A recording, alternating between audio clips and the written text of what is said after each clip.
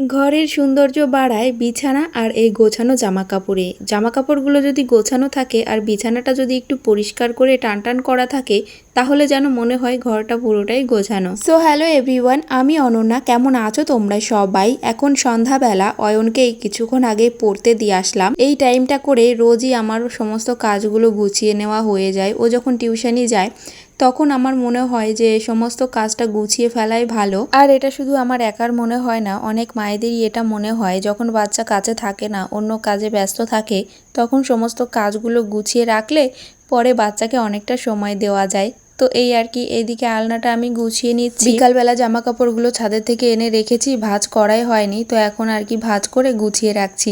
আলনাটা যখন গোছানো হয়ে যায় তখন কত সুন্দর লাগে না দেখতে আলনাটা। আর আমি এমন করে আলনাতে জামা কাপড়গুলো গুছিয়ে রাখি যে প্রত্যেকটা জিনিসই দেখা যাচ্ছে।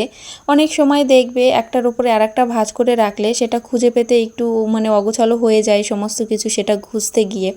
কিন্তু আমি এমনভাবে রেখেছি প্রত্যেকটা জিনিসই দেখা যাচ্ছে, একটার ওপরে একটা রাখিনি, এক সাইড করে করে রেখেছি যাতে সমস্ত জিনিসগুলো আমি আর কি যখন যেটা দরকার আমি নিয়ে নিতে পারি।